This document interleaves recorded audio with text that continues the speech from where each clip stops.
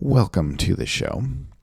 I've been doing a lot of work and a little bit of thinking around assessment and creativity lately, so I wanted to pull this episode from the archives with Katie White. It was recorded a couple years ago, but her perspective on how assessment and creativity can thrive together is still incredibly relevant, and I think you'll find a lot of value in this conversation. And we'll dive in just a second, but I do want to tell you that we have a brand new, kind of exciting couple weeks of podcasts coming. Over the next 2 weeks, we are going to be releasing a 2-part art history mystery. Just kind of a fun one-off that I'm really excited to share with you. So be on the lookout for that over the next 2 weeks. Stay tuned. But for now, please enjoy this insightful conversation with Katie White. Welcome to Art Ed Radio, the podcast for art teachers. This show is produced by the Art of Education. I'm your host, Tim Bogatz.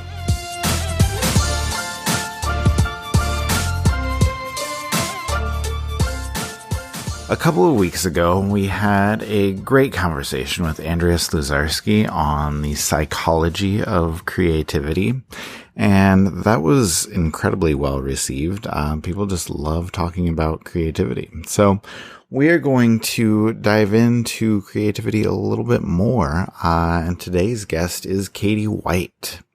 Now, I will let her give her bio, but I will just say that she is an assessment expert, and she has an eye toward creativity when it comes to assessment, which I really appreciate. We're going to kind of explore the idea that assessment and creativity can, not just coexist, but they can really thrive together. And I've read a couple of Katie's books. I have so many questions for her. Let me bring on Katie and we can dive into this conversation on assessment and creativity.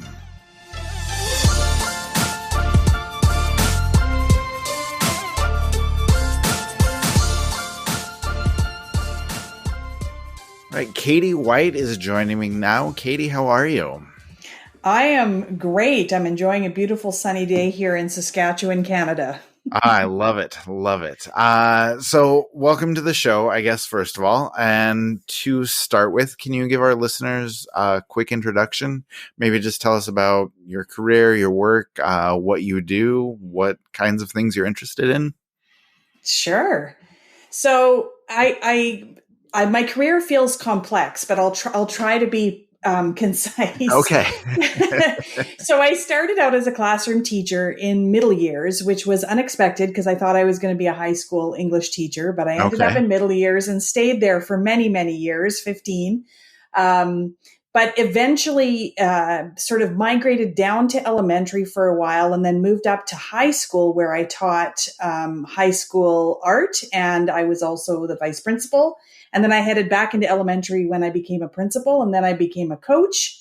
And so I've held lots of different roles. In fact, in the last couple of weeks, I've just retired from my position as a coordinator of learning for my local school division. So that was the last position that I held in public education as of 2 weeks ago. Wow. And now, after 31 years, I'm going to focus on writing. I write books about assessment and creativity, and I'm going to keep doing that, keep doing some consulting work that I do, and hopefully continue with my time in teaching art. I've taught art since I was 15 years old, and I just really love doing it, both in a school and community setting. So we'll see where I go with that. In terms of my interests, I'm pretty interested in intersections, if that makes sense. Mm-hmm. So I'm interested in, like, we're going to talk today about the intersection between assessment and creativity. I'm also interested in the intersection between student investment and risk taking and how we can nurture that. Yep. And I also like spending my time, I explore educational literature, but I also like looking at literature or research that's adjacent to education, looking at things around innovation, curiosity, those kinds of things. So that's really where I spend a lot of my time.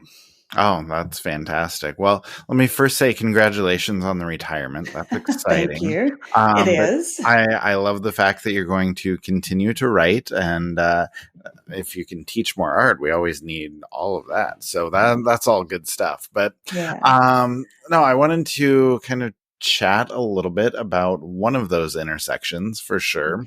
Okay. I'm super excited for everyone to see your presentation at the Now conference, which I think we titled "Nurturing a Culture of Creativity Through Assessment."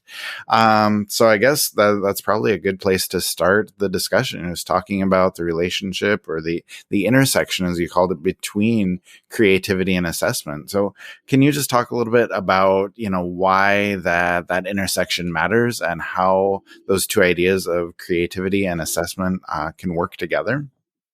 Sure. So before we talk about the intersection, we just have to acknowledge, I think, that the concept of creativity and the concept of assessment come with some baggage and a really long history in our schools. There's Yes. many misconceptions and, I mean, even misuses of those things in a school context. So I think if we're going to talk about a healthy intersection between those ideas, or I call it restoring the relationship between those two things, we have to start to imagine teaching and learning in the area of creativity as part of what it means to be human, right? So that sort of existence of innovation and wonder and interrogation and exploration is just part of being a person.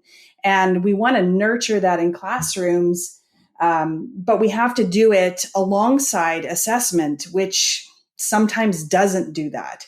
Mm-hmm. So we got to start thinking about how to talk about creativity and how to talk about assessment alongside each other in new ways. So I think what I would start by saying is creativity, in terms of misconceptions, and sort of honoring the truth of creativity. It's accessible to everybody. It's part of who we are. But the question in a school context is, how do we encourage students to develop those creative skills, or how do we stretch that sort of creative life that we have? Mm-hmm. And the radical thing that I'm going to say is, I think assessment is one way in. But if we're going to have assessment as our way into creativity, we got to imagine that. So to explain my view of assessment is how we make decisions, like every day. It's just part of who we are.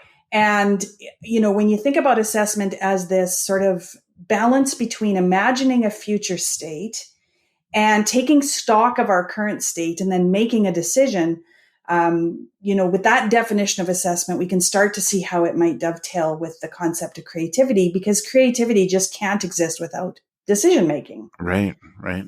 So if we use assessment formatively, like gathering information and sort of adjusting or pivoting as teachers and students, and if we embrace reflection and self-assessment by our learners, then we can actually use assessment to power that creative decision-making.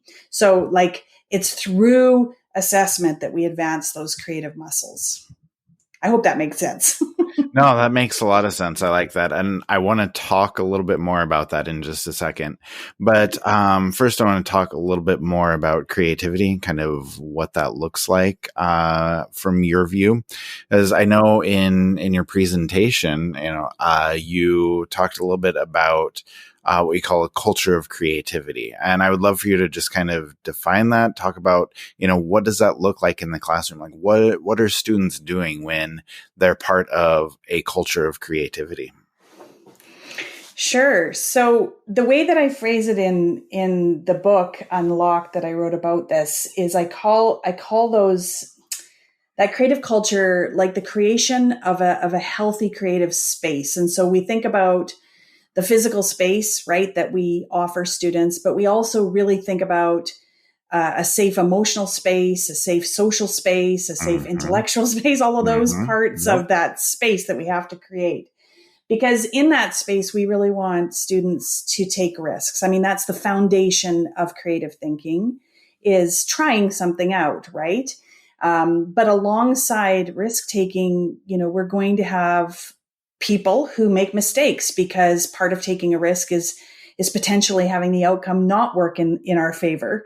There's going to be moments of discomfort where we just aren't sure what to do next, what materials to choose, what approach to take. And we might just falter a bit. And so part of creating that culture of creativity is making sure that mistakes are part of the process, and that's how they're framed. Mm-hmm. It's turning that discomfort into something that's constructive. So when we feel uncomfortable, what's available to us? How can we walk through that instead of turning away from it and avoiding it? And how do we turn those missteps into something productive moving forward? So that's part of that sort of social emotional safety that has to be part of a creative space. And then, we insert things like imagination. I mean, these aren't foreign words to people who work in the arts, but right. Imagination, experimentation, wonder, play, with flexible spaces where students have agency to collaborate, experiment with each other, with themselves. And I also think, that creative spaces are, of course, problem focused. So there's that real emphasis on experimentation and curiosity, but also connected to relevance for students. So students often feel safer making mistakes and picking themselves up from failure when it matters to them. Mm-hmm. And so that, notion of choice in the middle of ambiguity, stretching, but also supporting students where they need support in terms of skill development. The last couple things I would say around that creative space is just being attentive to the language we're using around the development of creative skills and decision-making and that strong purpose, just making sure that our students are aware of places where they can make decisions and how they might gather what they need to do that well. And then the last sort of thing that I would say that feels, again, a bit radical is just decentering the teacher as the primary decision maker in that space, okay. Which is something to just throw out there, but definitely assert that that's not an easy thing. And there's a lot of nuance to that.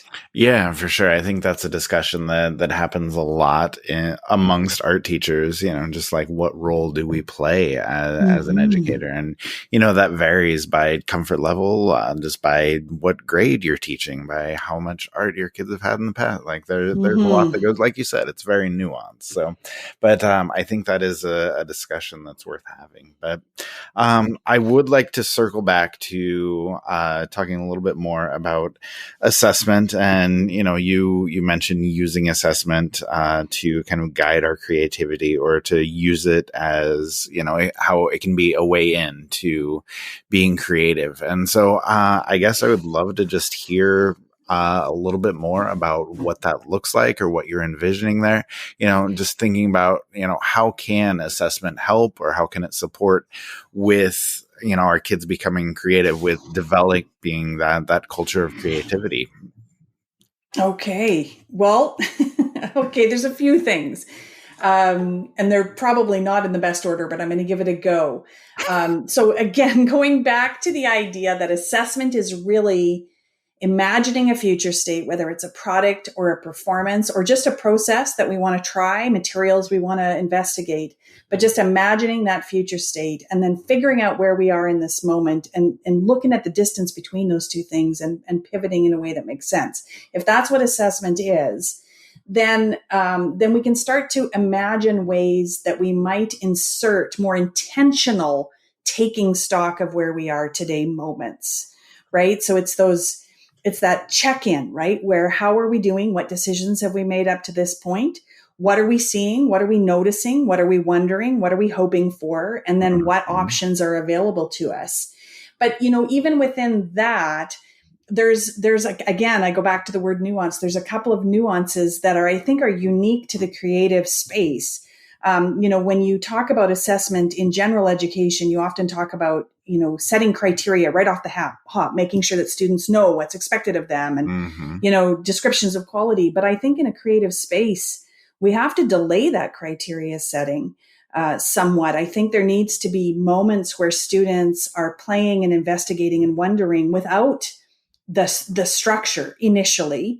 And then when we actually engage in criteria setting with students, they have a scaffold of experience on which to hang that. And so they can become partners in determining what the outcome might be. So that's kind of a different thing for a creative space than I think what we talk about in other classroom spaces. Alongside that is, I mean, I'll say this until I'm blue in the face, but like delaying that summative judgment for as long as possible. Because as long as things are high stakes, we just don't get that risk taking that's essential for really authentic meaning making by kids. Yeah. And then we got to find places to embed feedback, reflection, that sort of pause and check-in process, students checking on their own goals, but also students checking in with each other and with us to figure out where they might go next, really positioning them as the decision makers again. So the purpose of that feedback in that assessment process is to cause thinking and decision making, not to fix a particular product or performance necessarily, which is the art of feedback. And then lastly, I would just say like elevate those observations and conversations as assessment methods, because it's really by watching and listening that we can gather that really strong sense of where students are and where they're hoping to go, so we can help facilitate their movements in that direction. Yeah, that makes a lot of sense. Okay, one thing you said in there, talking about high stakes, and it's the idea that kids kind of, shut down, like we see that as teachers all the time, kids shut down when they're faced with high stakes. I love what you said earlier about, mistakes and missteps, highlighting those as part of the creative process. And, I know that can help, but I would love, just more advice from you and like how we can adapt as teachers when it comes to this idea of kids shutting down when things become more high stakes. Like, how can we avoid making our work or our assignments, really pressure filled or really high stakes for the kids, but still do what we need to do in order to help them learn, in order to help our students do what they need to do?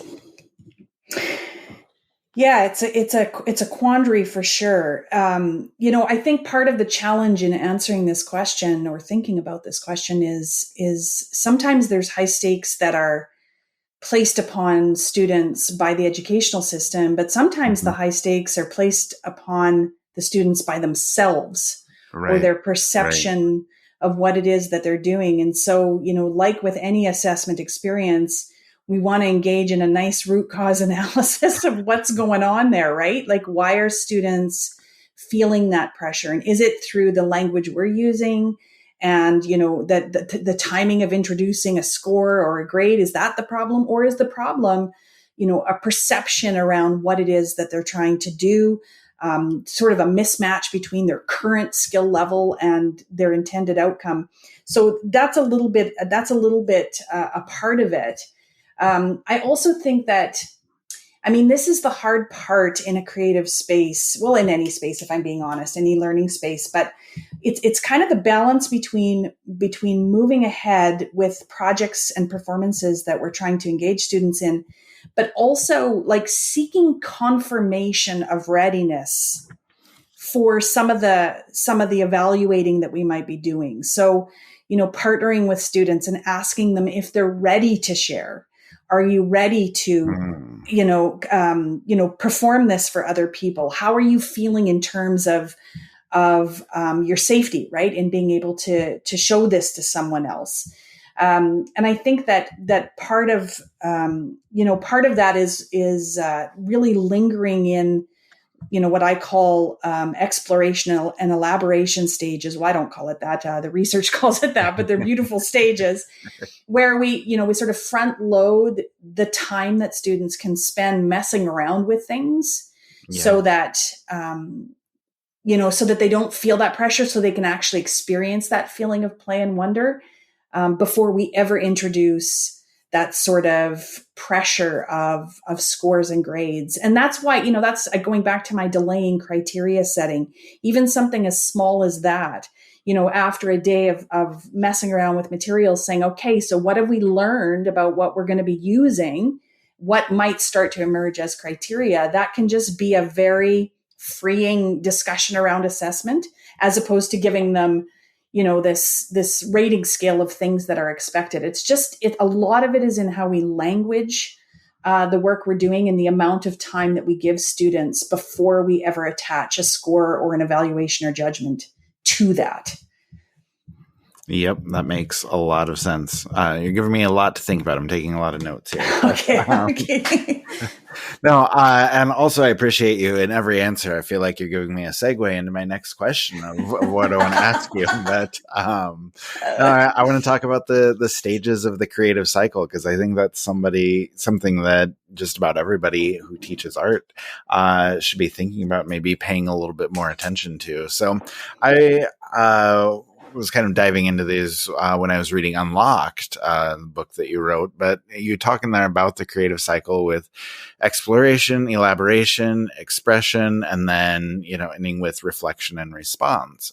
So I guess for people who are unfamiliar with that cycle, with those different phases, can you just talk a little bit about each of those stages? And I guess if you want to get into specifics, like how assessment can fit into each of those?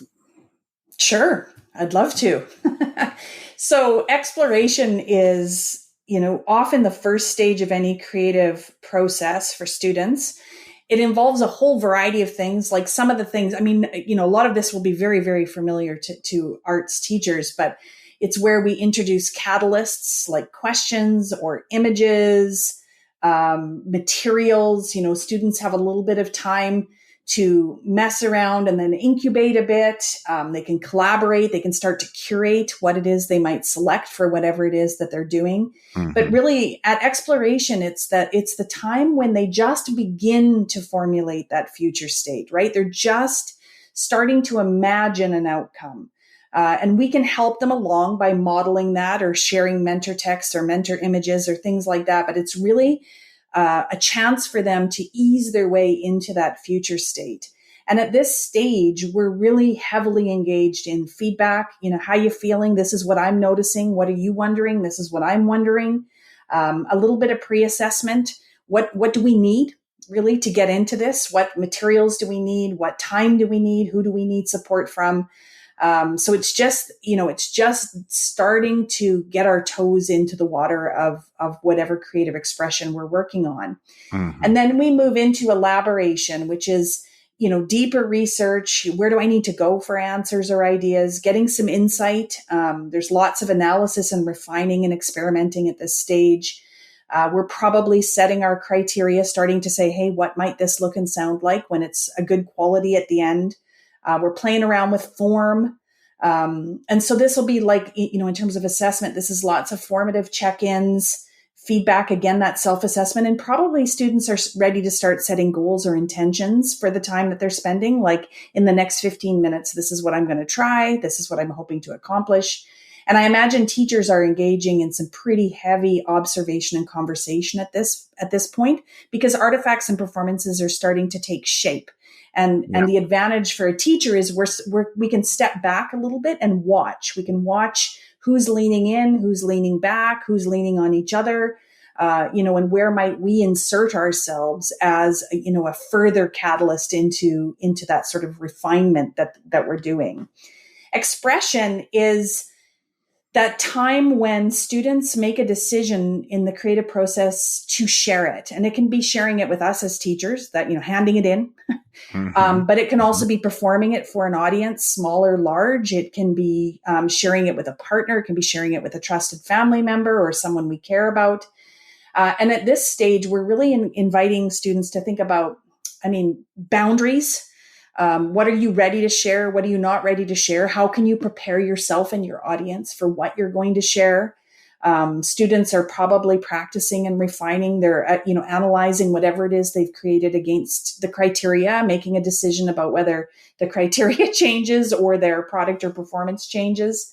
And so it's just getting ready to sort of make that public in whatever, that can be a big P public or small p. And then reflection response is just, the way that I differentiate this from the reflection response that's happening in the other three stages, because it's happening all the way through, is this is a time for students, once they've kind of chosen to share it. They've sort of called quitting time on something for whatever reason. Then we ask them to think about the task or the product or performance as a whole. So what did I learn? How did I create it? What decisions did I make? Which decisions worked in my favor and which didn't? And at that point, students may make a decision, if we have time, to head back into a product or performance. For example, if they've done, a performance in front of an audience and they have the luxury of another performance, they can make some revisions even between those two things. But it's probably more going to be students starting something new, but transferring those strategies and approaches that they've used in previous creative processes to their next iteration. Yep.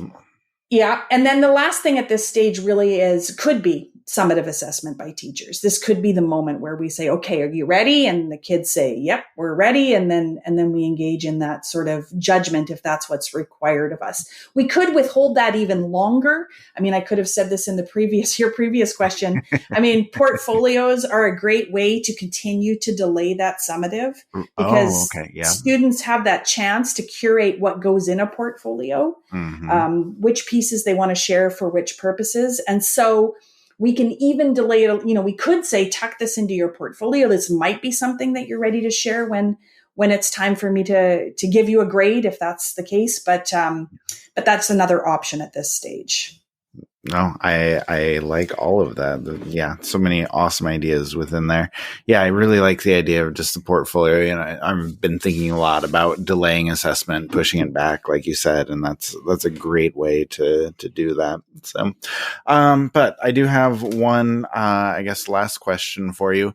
I would just, I guess, appreciate some advice for our listeners, as I'm thinking in particular about teachers who maybe don't do a lot of assessment, maybe don't feel comfortable in the world of assessment, or just maybe they're just kind of overwhelmed by a conversation like what we're having, right now. So what would you recommend for those teachers?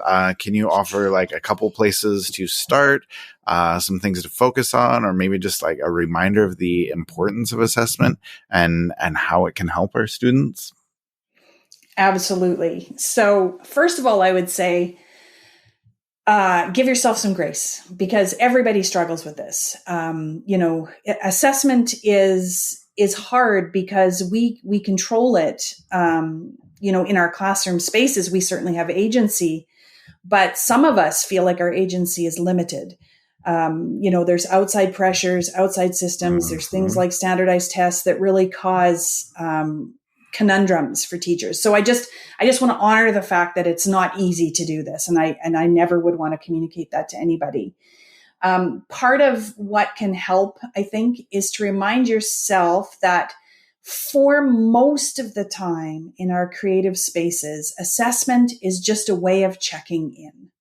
So if we take the pressure off ourselves to come up with a grade or a score or a number or even a rubric level every single time we check in with kids, and we remember that what we're doing is checking in, we're comparing it to goals that we or the students have, and we're adjusting, then that takes some of the pressure off.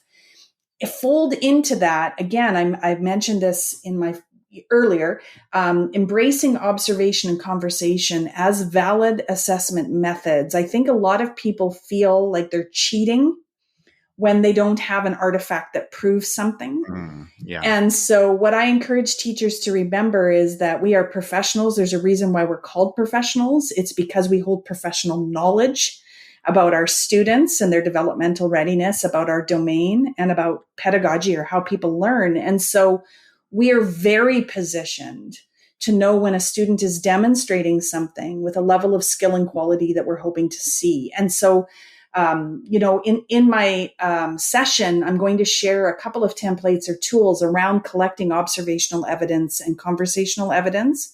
But there are ways that we can quickly document that make it, if we need that paper copy, we can do it. It doesn't have to be cumbersome, but giving ourselves permission to listen and pivot is, I think, part of being a professional. I think a third suggestion is really amp up, I would say, students, the time students can spend setting intentions at the beginning of class, halfway through class. I still do some substitute teaching, and I use intention setting all the time. I'll say, hey, we got 15 minutes. What do you hope to accomplish by the end of that 15? Can really insert that sort of notion of setting a goal and then reflecting on whether they made the right decision in getting towards that. That's a beautiful way to insert assessment. Ask more questions than you answer, I think, is helpful. That's the decentering. That's really good. Yeah, because in fact, I think I probably annoy students, but and I'm okay with that. That's my job. But I do often, when students say, "Is this good enough? Am I done?" That whole notion. I refuse to answer that question. What was your goal? What were you trying to accomplish? How do you feel about that? So just continuing to decenter yourself as the person who's going to make the decision about what's quality and what's not, and what it is that we're trying to achieve. Turning that agency back to students as often as possible builds all of those really strong independent skills that we're trying to get from students anyway. This way of imagining assessment as being a way to move us from elaboration, or from exploration to elaboration to expression to reflection. It's kind of, assessment is the motor that drives us through the learning process. So if we think of it that way, that it's really powering decision making, I think that puts assessment in the right view. It has a role in supporting us. It's not an entity in and of itself. It supports learning so that, ultimately we're growing for most of the time. And then when you do have to make a summative decision, which lots of us do, you will have a body of evidence on which to base your professional decision making. So you're not looking at a single artifact or a single moment in time. You will have documented, the whole process. And I think our decisions are better when we do that. Oh, that is some great advice. Thank you, Katie. Wonderful for a lot of teachers to hear that, to kind of give them permission to sort of explore some of those ideas a little bit more. And like I said, if they're just starting out, those are some wonderful suggestions. So we'll go ahead and wrap it up there. Katie, thank you so much for all of the knowledge. Like I said earlier, you've given me a ton of things to think about, and I think everybody who listens is probably in that same boat, but we really appreciate you just sharing all of that with us. So thank you. Thanks for asking me. All right. I think I said this during the interview, but I just took a plethora of notes from that conversation because it gave me so much to think about. And just looking back at my notes, there are three things that really stood out to me. Or, more specifically, three things that are bolded and have a lot of underlines in my notes.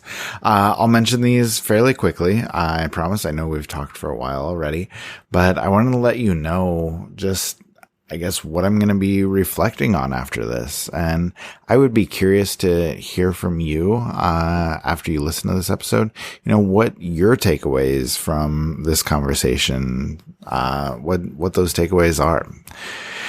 For me, first, I think that when we are building a culture of creativity, it's important to emphasize that mistakes and missteps, as Katie said, are part of the process. As our teachers, we talk a lot about failure, how we can learn from failure. But I think, we need to go beyond just lip service. Like, how do we make kids understand that? How do we normalize that in our classroom? How do we talk about that with our students? How do we help them realize that mistakes are going to happen and that those mistakes present learning opportunities? Second, I think it's important to note that observation and conversation are both valid assessments. I see so many people, myself included, get stuck thinking about portfolios and bodies of work and overarching rubrics and learning targets, but we need to remember that everyday discussions and everyday activities in the art room can be used as well. It's worth remembering that fact and thinking about how those types of assessments can help us and help our students. And then final idea that I wanted to emphasize is just the idea that we can delay setting criteria. That's going to look different for everybody with how much freedom you have and to what extent you can push that. But the idea that you can delay sharing or setting criteria is a lesson that took me a long time to learn as a teacher. I used to share the rubric with my kids when I presented the project and immediately tell them what they're going to be graded on. And I know that can be beneficial in some ways. I know that helps some students, but it is incredibly stifling for a lot of students when it comes to creativity. So I think just exploring that balance is maybe worthwhile when it comes to how and when you decide on and present the criteria for assessment. So, if you can strike the balance with that in your own teaching, it may be worthwhile to think about how. Okay, that will be it for today. Go order Katie's book called Unlocked. Maybe listen to this conversation again and, see what ideas might be worth bringing to your classroom and how you might be able to nurture that culture of creativity.